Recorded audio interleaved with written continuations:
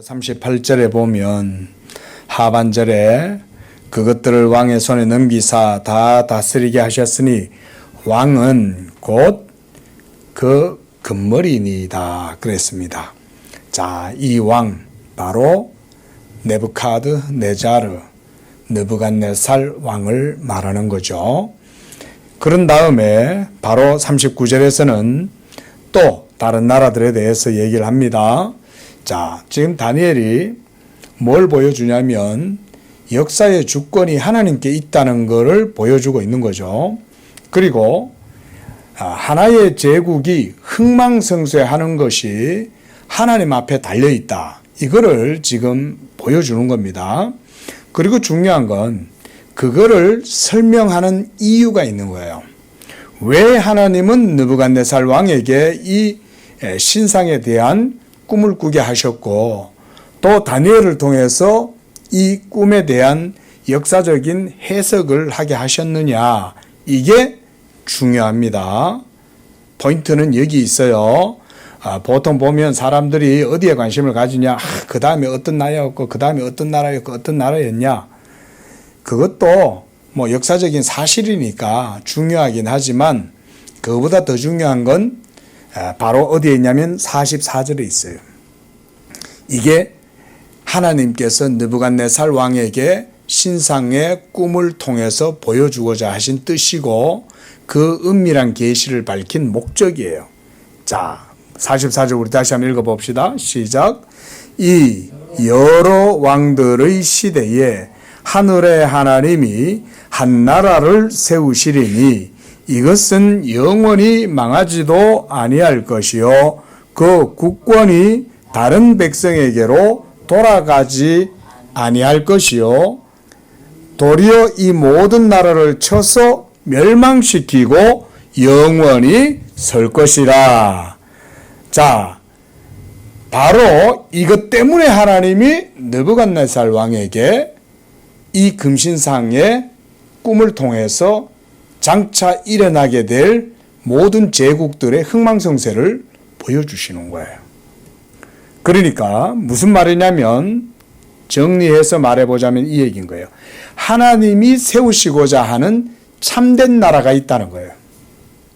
그리고 그 나라만이 진정한 나라고 그 나라만이 영원히 있을 것이고 이 나라는 국권이 금에서 은으로, 은에서 또 놋으로, 놋에서 또 철로 이렇게 나라가 흥망성쇠되는 세상의 제국과 같이 그렇게 안 된다 이 말인 거예요. 하나님이 세우실 나라를 보여주려고 지금 느부갓네살 왕의 시대에 하나님이 딱 이 신상의 꿈을 보여주신 거예요. 모든 것은요 하나님의 다 그 순간순간 다 계획과 뜻이 있습니다. 예수 그리스도께서 오시는 때도요 여러분 그렇잖아요. 예수님이 노아 홍수 전에 오셨으면 얼마나 좋았을까 이런 생각도 우리는 할 수 있잖아요. 아니면 예수님이 말이야 오늘날 이 과학 문명의 시대에 오시면 좋지 않을까? 그래서 인간들이 물질 문명을 숭배하고 과학을 숭상하고 지혜를 숭상하고 그렇게 해가지고 막 온 세상이 하나님도 안 믿고 이러고 있을 때 하나님의 아들이 나타나가지고 메시아의 권능을 나타내면 많은 사람이 믿지 않을까? 우리 이런 생각할 수 있잖아요. 그렇죠? 그런데 하나님의 우주적 시간은 딱 어디에서 이루어졌습니까? 그 카이로스의 시간이 바로 2000년 전에 예수 그리스도께서 딱 태어나야 될 때가 된 거예요. 그래서 갈라디아서 4장 4절 같은 데 보면 사도 바울은 예수 그리스도께서 탄생하신 그 성육신 사건을 때가 참에 이렇게 말했어요. 때가 참에. 그러니까 하나님의 때가 있는 거예요. 믿으시기 바랍니다. 물론 여러분들의 모든 개개인들의 일상적 삶도 역사도 다 하나님의 때가 있어요. 하지만 그 모든 때는 다 또한 크게 보면 거시적으로는 하나님의 거대한 이런 카이로스의 시간이 있는 거죠. 그렇죠? 그 가운데에서 하나님이 주권적이고 섭리적으로 모든 일들을 하신다. 그거를 느부갓네살 왕을 통해서 보여주는 거예요. 만약 여러분 느부갓네살 왕이 아니라면 이 전시 효과, 광고 효과, 하나님의 이 꿈의 효과가 밝히 드러날 수 있겠습니까? 그렇지 않죠. 느부갓네살 같이 철권을 휘두르는 이런 제왕이 있을 때에 하나님이 자기의 권능을 딱 드러내시니까 이 느부갓네살 왕 한 사람 때문에 바벨론 전 모든 제국의 유대의 종교가 일순간 딱 권위를 가지잖아요. 이런 게 하나님의 역사인 거예요. 예? 하나님은 자기의 계시의 말씀을 세우기 위해서는 기가 막힌 방법을 사용하신다. 하나님의 말씀에 비상한 능력이라 그래요. 하나님의 말씀에 비상한 능력을 그래서 우리가 믿어야 되는 것입니다. 자, 39절 보면 왕을 뒤이어, 여기서 왕은 이제 느부갓네살 왕이죠. 이 느부갓네살 왕을 뒤이어서 왕보다 못한 나라가 일어선다 그랬습니다. 바로 그 나라는 메디아와 페르시아 제국을 의미합니다. 그리고 이 페르시아 제국에서 이제 우리가 아는 그 유명한 이사야 선지자가 예언했던 바로 그 코레스, 키루스 대왕이 이제 페르시아의 실권자가 되는 거예요. 그리고 이 페르시아도 또한 헬라 제국에 의해서 결국은 멸망하게 됩니다. 그리고 바로 이때 점차 이 말라기서의 이 예언이 그치고 난 이후에 이제 이 페르시아 시기가 지나가고 헬라 제국이 260여 년의 시간 동안 고대 근동, 팔레스타인, 또 이집트, 시리아, 또 저 위에까지 코린토 지역까지 모든 지역을 다 이 헬라 제국이 점령하고 나아갑니다. 그 가운데에 이제 점차 우리가 소위 아는 여러분 헬라 문명 있죠. 고대의 헬라 문명, 그리스 문화 뭐 이런 거 있지 않습니까? 그 그리스 문화의 융성함이 일어나면서 헬라 제국이 많은 문화적인 영향을 남겨요. 그리고 무엇보다 이런 것들을 통해 가지고 세계 공용어가 헬라어가 되면서 이 헬라어 성경이 이제 구약이 헬라어 70인경이라고 하는 성경으로 번역이 됩니다. 하나님의 역사가요, 이렇게 전부 다가 거대한 톱니바퀴처럼 흘러가면서 맞물려 들어가는 거예요. 거대한 톱니바퀴가 흘러갈 땐 거기에는 또 작은 기어들이 옆에서 같이 붙어가 돌잖아요. 그죠? 성경의 기록의 역사도 마찬가지입니다. 하나님께서 자기의 계시의 말씀을 모든 세계 가운데에 알리시기 위해서 이 헬라 제국의 거대한 톱니바퀴를 쓰시는 거예요. 그 가운데 260여 년의 기간 동안 이제 이 헬라어로 된 당시의 공용어죠. 공용어로 되는 이 70인역이 구약 성경이 이제 헬라어로 기록이 돼요. 자, 구약 성경을 헬라어로 기록하게 되면 그게 또한 당시에 공용어가 되니까 헬라 제국의 지배 아래에 있던 모든 나라들은 구약의 성경의 내용에 대해서 알 수 있겠죠. 그렇죠? 그렇게 해서 이 성경이 또한 번역이 되고 이러면서 점차 이스라엘, 그러니까 이 유대 민족의 역사는 많은 세계 역사 가운데로 디아스포라가 되면서 흩어지기 시작을 합니다. 여러분, 이 바벨론 포로 시대가 이제 된 거죠. 다니엘 시대 때는. 그런데 고레스 대왕이 등극하고 다시금 이 이스라엘 민족들을 유대 땅으로 다시금 귀환시키잖아요. 그런데 1차, 2차, 3차 귀환이 일어났지만 이미 그 70년의 세월 동안 바벨론에서 정착했던 유대인들은요, 이미 그곳에서 상당한 부도 얻고 생활의 모든 기반을 다 뿌리를 박았어요. 그리고 이 사람들이 하나님이 또 여러 가지로 섭리 가운데 복을 주셔가지고 아주 번창하게 해주신 거예요. 그러니까 다시금 본국으로 돌아가 이렇게 할 때 그거는 어느 정도 자유에 맡겨져 있는 거예요. 자기 나라로 다시금 자기들 조상의 땅으로 돌아가고자 하는 많은 사람들이 있었지만 그 중에서 돌아가지 않은 사람들은 그곳에서 남아가지고 살다가 점차 이제 페르시아 제국이 헬라 제국에 의해서 지배를 당하자 또한 그 안에 영향력에 들게 될 거 아니에요. 그렇죠? 그러면 이 헬라 제국 아래에서 또 살아가던 사람들이 온 사방 각지로 이제 다 흩어지기 시작하는 거예요. 그게 바로 소위 말하는 소아시아. 요한계시록에 보면 예수님이 소아시아에 있는 7교회에 편지해라 그러잖아요. 또 우리가 사도행전에도 봤듯이 사도 바울이 복음을 전하는 곳곳마다 저 고린도 지역이라든가 또 로마 지역이라든가 이탈리아 이런 데로 가보면 곳곳에 뭐가 있었어요? 시나고그, 회당이 있었죠. 이 회당을 누가 짓냐면 이때 점차 흩어졌던 유대인들이 천하만국으로 다 흩어지는 거예요. 그들이 그곳에서 회당을 짓고 거기서 예배를 드리고 거기서 경전을 읽으면서 예수님이 오실 때까지 그렇게 지낸 거예요. 그 시간이 딱 찾아 예수님이 헤로스의 시대에 오신 거예요. 그리고 하늘의 별도 하나님의 메시아가 오는 때를 딱 그 일시와 연양까지 별이 보여주잖아요. 여러분 이거 그 별의 사건은요 설화나 무슨 전설이 아니죠. 그게 아닙니다. 무슨 박역교세가 아래서 태어났다 이런 얘기가 아니에요. 그렇게 보면 절대 안 됩니다. 그게 아니라 하나님의 우주적 역사가 예수 그리스도와 정확히 일치한다는 걸 그걸 통해서 보여주는 거예요.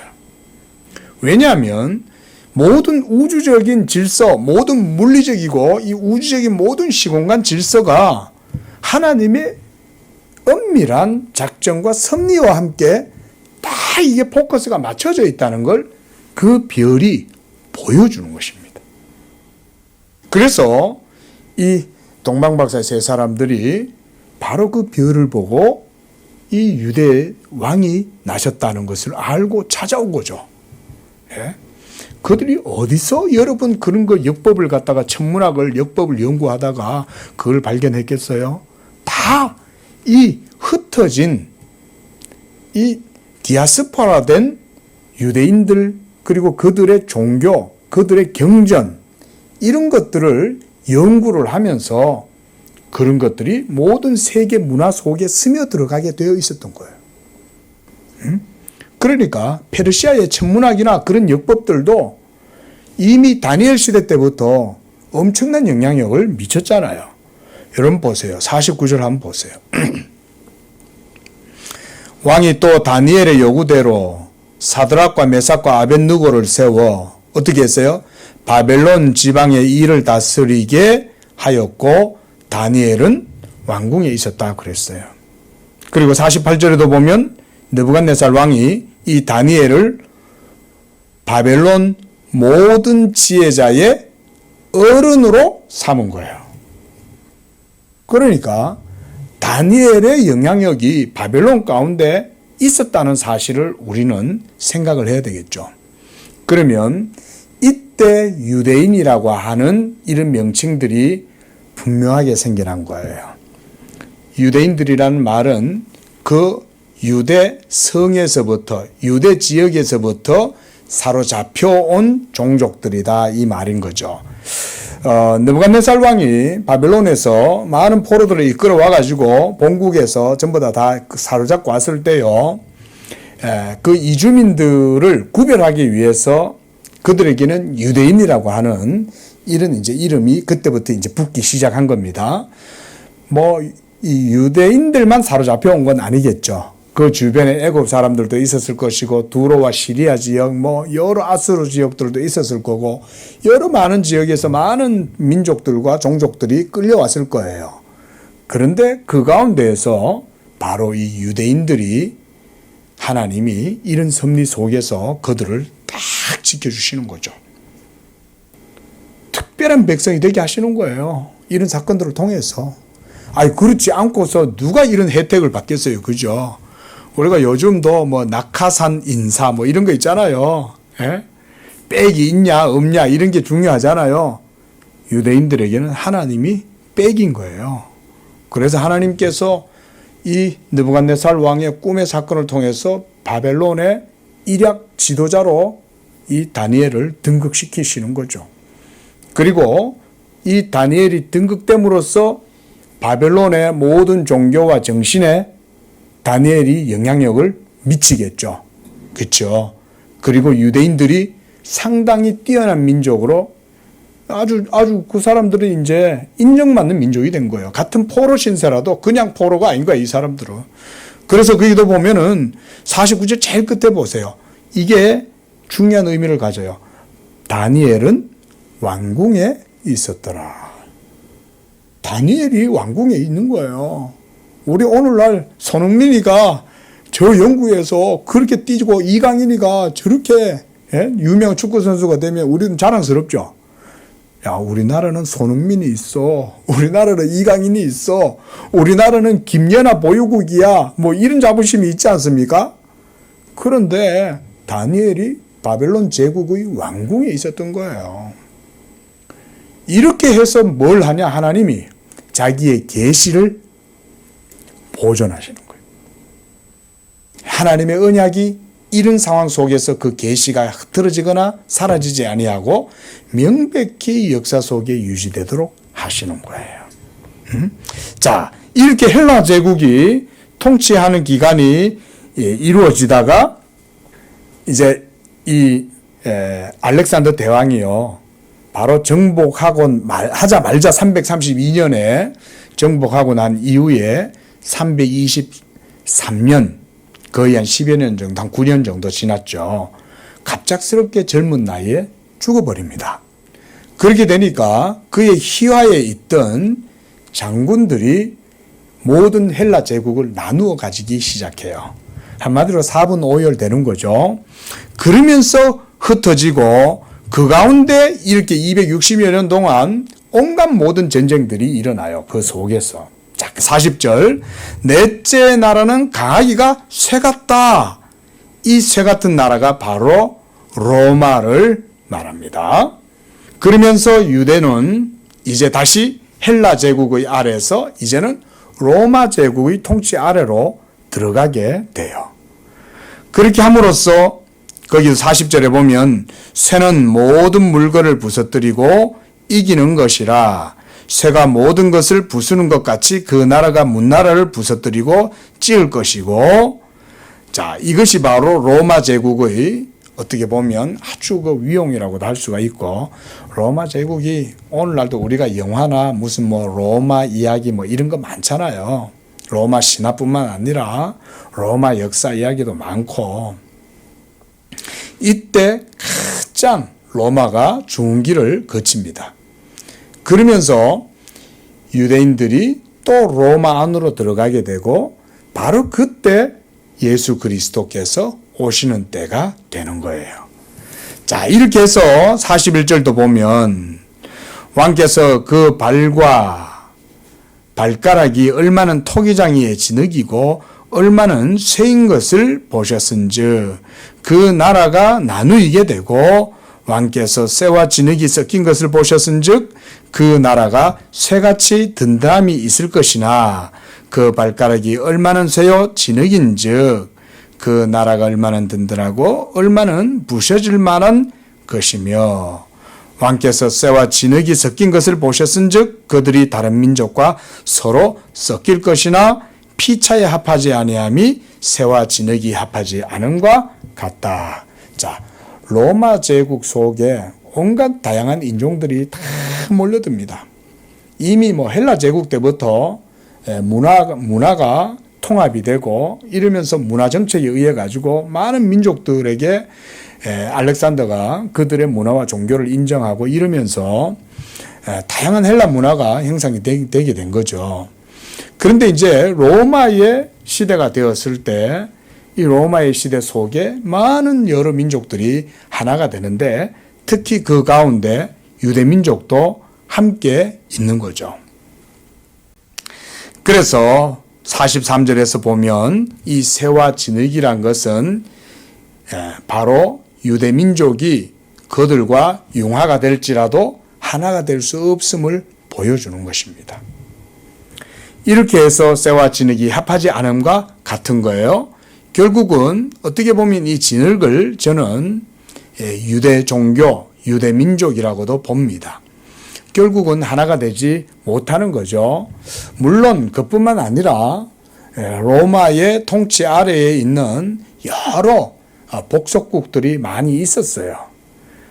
북방 또 변방에 있는 그런 민족들도 있어서 그들과 하나가 되지 못하는 이런 일들로 인해서 결과적으로 로마가 피해를 당하는 일들도 있었습니다. 자, 이런 것들도 보여주는 것이죠. 결국은 로마 제국이 팍스 로마나 로마는 세계로, 세계는 로마로 또 모든 로마가 지배하는 곳곳마다 평화가 있을 거다라는 식의 이런 굉장한 자부심이 있었지만 결국은 로마는 하나가 되지 못하고 깨어지고 무너지게 되죠.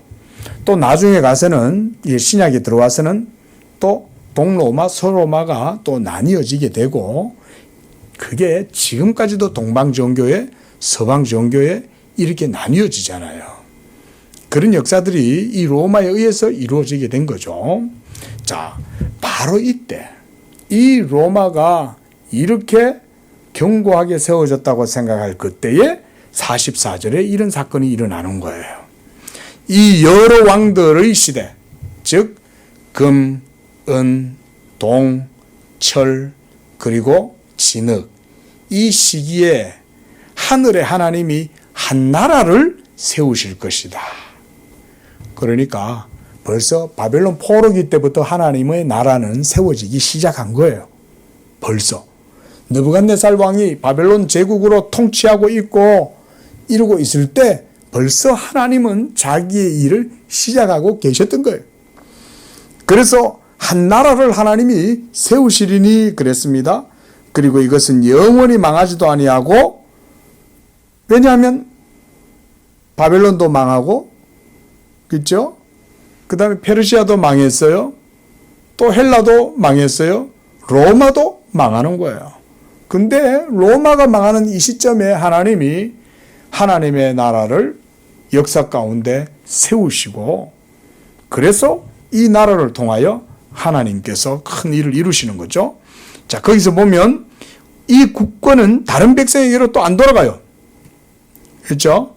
느부갓네살 왕 다음에 고레스가 통치하고, 고레스 다음에 알렉산더가 통치하고, 이렇게 국권이 또 다른 사람한테로 넘어간단 말이에요. 그런데 하나님 나라의 통치권과 그 국권은 변개되거나 또 다른 나라와 다른 사람한테로 넘어가고 이렇게 하지 않는다는 거죠. 여기서 다니엘이 바로 이 하나님 나라에 대한 내용을 보여주는 겁니다. 자, 우리 그 앞에 다시 한번 보게요. 자, 35절 보십시오. 34절. 자, 34절, 35절 시작. 또 왕이 보신즉 손대지 아니한 돌이 나와서 신상의 쇠와 진흙에 발을 쳐서 부셔뜨리매 그때의 쇠와 진흙과 녹과 은과 금이 다 부셔져 여름 타작마당에 겨같이 되어 바람에 불려간 곳이 없었고 우상을 친 돌은 태산을 이루어 온 세계에 가득하였다. 자, 신상을 무너뜨리기 위해서 가장 효과적인 방법은 뭡니까? 발을 깨뜨리면 되죠. 왜냐하면 발이 모든 것들을 다 지지하고 있으니까. 바로 로마가 지배하던 이 철의 시대, 그리고 철과 진흙이 한때 섞이지 못하면서도 같이 붙어 있어야 했던 그 시대가 될 때 예수 그리스도의 돌이 슉 날아와 가지고 뭘 때리냐? 발을 때리는 거예요. 바로 로마의 시대를 보여주는 겁니다. 이렇게 함으로써 발이 깨지니까 모든 신상이 와르르 세상 나라가 다 무너지는 거예요. 그리고 우상을 친 돌은 태산을 이루어 온 세계에 가득하게 되었다. 바로 그 돌이 예수 그리스도 복음의 돌이다 그랬어요. 이 복음의 돌이 온 세계에 지금 가득해져 있죠. 지금 온 땅에 예수 그리스도 복음이 전파되는 거예요. 우리 교회도 이 돌이 있는 거예요. 예? 우리 교회도 이 예수 그리스도의 돌이 지금 있는 거예요. 자, 이렇게 해서 45절에 손대지 아니한 돌이 산에서 나와서, 여기에서 산이란 당연히 시온산을 말하겠죠. 저 북방에 있는 시온산, 하나님의 시온산. 거기서부터 이 돌이 나와서 쇠와 놋과 진흙과 은과 금을 부셔뜨린 것을 왕께서 보신 것은 하나님이 장래일을 왕께 알게 하신 것이다. 이 장래일, 바로 우리가 하나님의 큰 일, 이게 바로 그 일인 거예요. 우리가 성경 수요일날 성경 공부하면서 그 책 제목이 하나님의 큰 일이잖아요. 바로 사도행전에서 나오는 하나님의 큰 일 말함이라 할 때 바로 그 하나님의 큰 일이 이렇게 이루어지는 거예요. 자, 여러분, 자, 우리 사도행전을 봤기 때문에요. 자, 이 하나님의 나라가, 그 나라의 왕은 누굴까요? 예수님이 하나님의 왕인 거예요. 제가 사도행전에서 여러분들에게 언약에 대한 내용들을 같이 설명을 자주 드렸죠. 자, 이 한 왕, 다시 한번 시편 2편으로 우리 다시 한번 복습의 의미로 한번 넘어가 봅시다. 자, 시편 2편 한번 가보세요.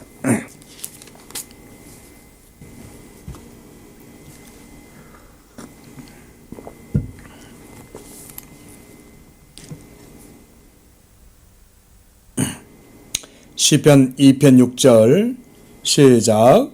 내가 나의 왕을 내 거룩한 산 시온에 세웠다 하시리로다. 자, 9절 시작. 네가 철장으로 그들을 깨뜨리며 질그릇같이 부수리라 하시도다.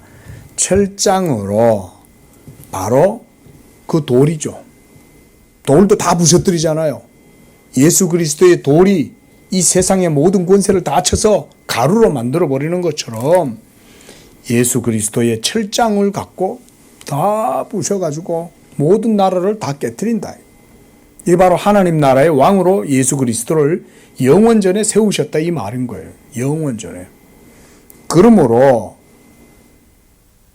10절에 보면 세상의 군왕들아 그랬죠. 세상의 군왕들, 느부갓네살아, 고레스야, 알렉산더야, 여러 많은 제왕들아, 그 말인 거죠. 너희들이 지혜를 얻어서 바로 참된 교훈을 받아라. 역사의 주관자, 역사의 왕, 바로 예수 그리스도가 진정한 왕이라는 교훈을 얻으라, 이 말인 거예요. 한 번 더 볼게요. 이번에 시편 110편.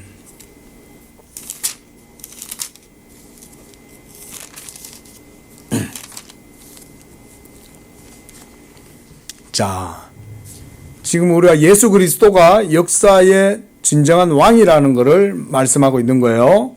하나님이 그를 왕으로 세우신 거예요. 자, 1절 시작.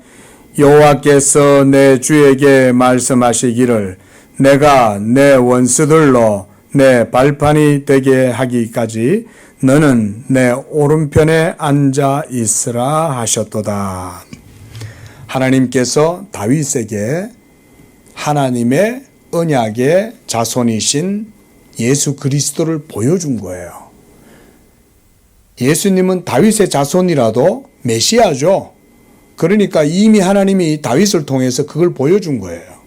그래서 하늘을 바라보니까 하나님이 자기의 아들 예수를 제2위 성자 예수 그리스도를 영원 가운데에서부터 하나님의 시온의 왕으로 세우시는 것을 보여주는 거예요. 이 말씀은 또 5절에서도 그와 같이 말하죠. 주의 오른쪽에 계신 주께서 그의 노하시는 날에 누구를 쳐요?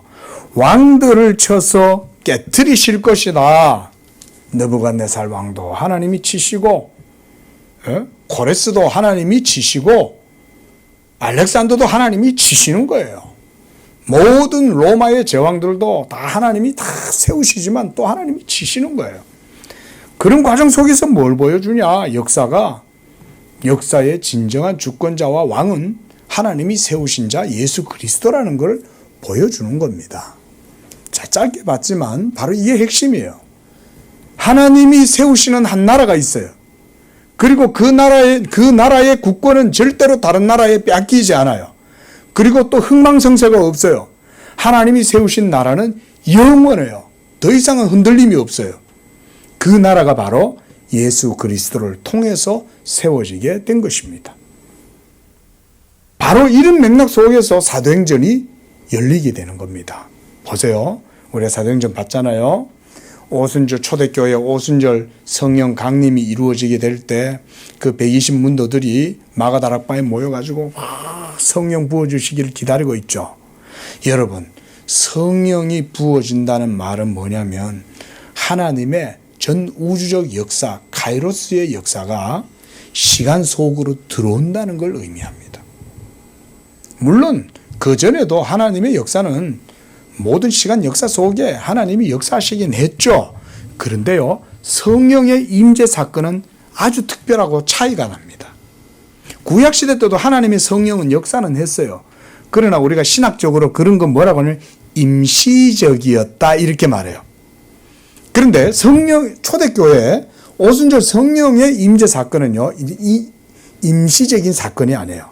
그건 이제 항구적이고 영속적 사건이 된 거예요.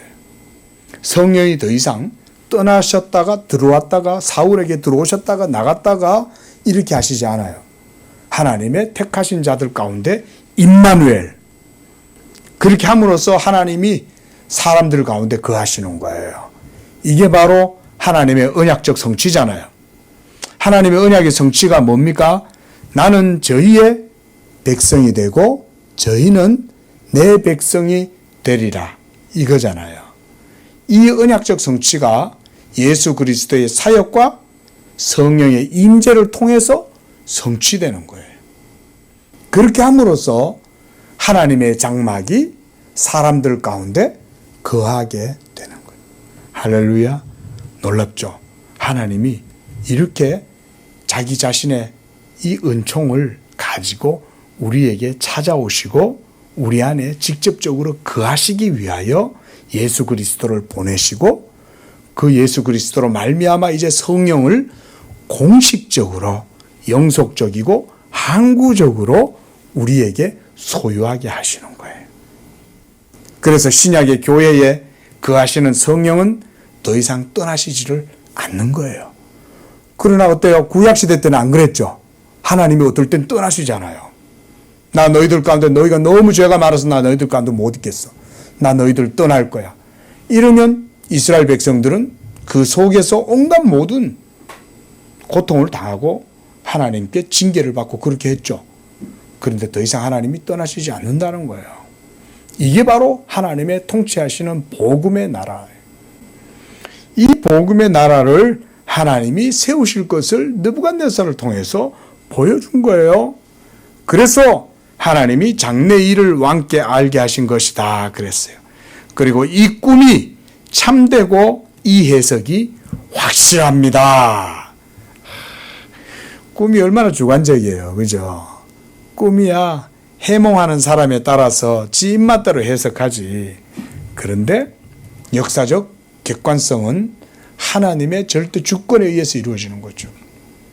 그러니까 꿈을 통해서도 이러한 확실함을 하나님이 보여주는 거예요.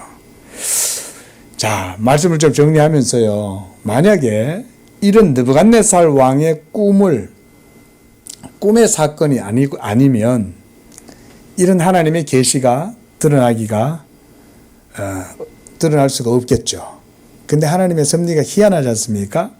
느부갓네살 왕에게 꿈을 꾸게 하신 다음에 그 다음 그가 그 꿈을 꿨는데 이 꿈이 뭔지를 도무지 알지를 못하고 또 너무 꿈이 대단하니까 바벨론에 있는 모든 박수무당들, 술객들, 점술사들이 도무지 꿈을 조금도 설명할 수가 없는 거죠.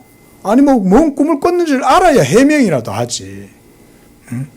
근데 하나님이 느부갓네살 왕에게 너무 큰 걸 보여주니까 이 사람이 자기가 뭔 꿈을 꿨는지도 잘 모르는 거예요. 그런데 다니엘이 술술술술 하나님께로부터 본 것을 가지고 얘기를 해주니까 여러분 들어보세요. 다니엘이 느부갓네살 왕이 꾸었던 꿈을 다니엘이 얘기해 주잖아요. 당신이 꿈 꿨습니다. 그럴 때 느부갓네살 왕 안의 의식 속에 어떤 일이 생기냐면 자기가 꾸었던 꿈이 그제서야 선명하게 보이는 거예요. 생각해 보세요. 그렇게 돼야만 느부갓네살 왕은 다니엘의 말에 확신할 수 있겠죠. 신뢰할 수 있겠죠. 맞아, 그거였어. 내가 꿈 그거야. 야, 근데 너 그거 어떻게 알아? 이래야 될 거 아니에요. 예? 근데 느부갓네살이 자기가 뭔 꿈을 꿨는데 확실해. 그러면 뭘 할까요? 느부갓네살 왕은 그 꿈에 대한 해석을 할 거예요. 그죠? 자기가 꿈이 선명하니까 우리가 여러분도 꿈 해몽 나름대로 하시죠? 그죠? 간밤에 뭔 꿈 꿔놓고 난 다음에 아침에 일어나면 뭐 약간 좀 선명한 꿈만 꾸면 뭐 해요? 꿈 해몽하죠. 도대체 그 꿈의 의미가 뭘까? 안 해요? 오늘 조심해야 되겠네. 뭐 이러면서. 근데 느부갓네살 왕이 꿈이 선명해서 자기가 뭔 꿈을 꿨는지 스스로 지각할 정도가 되면요. 술객들의 해석 의지 안 합니다. 그죠? 아니, 나는 그렇게 생각 안 해. 내 생각에는 내가 꾼 꿈은 이런 의미야. 이거는 흉조야. 이건 길조야. 이러면서 자기 나름대로 해석을 덧붙일 수 있어요. 그런데 하나님이 그 사람 심령 속에 의식 깊은 곳에다가 엄청난 일을 보여주시니까 너무 이게 놀라가지고 너무 놀란 거죠. 꿈속에서. 너무 놀라가지고 숨을 헐떡일 정도로 그래가지고는 그러고 있는데 다니엘이 그 꿈을 다 해석을 해주니까 그리고 그 꿈이 뭔지 무슨 꿈을 꿨는지까지도 보여주니까 그제서야 선명해지잖아요. 그죠? 그러면 다니엘의 이 해석도 확실하다는 걸 그 권위를 인정할 수가 있는 거예요. 저는 이걸 보면서요. 야, 하나님은 정말 놀랍게 역사하신다. 이방인이잖아요. 느부갓네살 왕은. 근데 이 이방인에게도 하나님이 자기의 계시를 보여주신 거죠. 하지만 이 이방인이었던 이 왕은 정작 그 계시를 해석할 수 있는 아무런 해석의 힘을 얻지 못했어요. 하지만 다니엘은 그 꿈을 해석할 수 있는 계시의 빛과 힘을 받았어요. 그래서 해석할 수가 있게 된 거죠. 자, 이렇게 해서 47절 하반절에 네가 능히 이 은밀한 것을 나타내었으니 네 하나님은 또한 은밀한 것을 나타내시는 이시로다. 요게 또한 중요해요. 하나님이 은밀한 것을 나타내신다. 왕이 이 말을 했다는 거예요. 왕이 하나님의 계시를 인정했다는 거예요. 이 이후에 바벨론의 모든 박수술객들 또 지혜자들, 천문학을 연구하던 그런 수학자들, 철학자들이 진정한 살아계신 신이 자기 안에 있는 은밀한 걸 드러내시는 분이다. 이런 계시에 대한 이해가 나는 바벨론 가운데 세워졌다고 생각을 합니다. 그리고 모든 역사의 이면에는 바로 이 계시하시는 하나님의 역사가 있다는 거예요.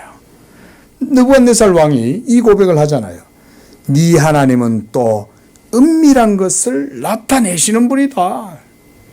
역사의 배후에 감추어져 있는 역사적인 진정한 사실이 있다는 거죠. 그래서 신명기서에서도 보면 나타난 것은 우리 사람에게 속하였지만 감추어진 것은 우리 하나님께 속하였다. 이렇게 말씀했어요. 자, 이렇게 함으로써 느부갓네살 왕이 다니엘을 높여서 귀한 선물을 많이 주고 그를 온 지방에 다스리는 사람으로 세우고 또 지혜자의 어른으로 삼았다 그랬고요.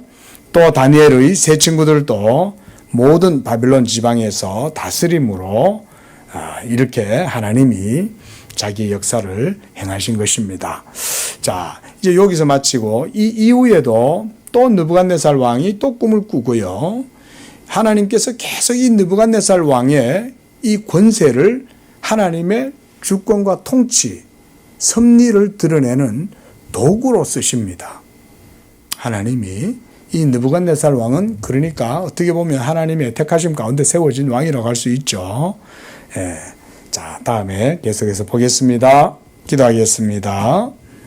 자비로우신 하나님 아버지, 오늘 이와 같이 역사의 주권자이신 하나님께서 영원전부터 작정하신 바 하나님이 세우신 한 왕과 한 나라에 대해서 느부갓네살 왕의 꿈과 그 다니엘의 해석을 통해서 우리가 살펴보았습니다. 하나님은 지금도 하나님의 큰 일을 행하고 계시고 모든 역사가 하나님의 은밀한 섭리 가운데 이루어지는 줄로 믿습니다.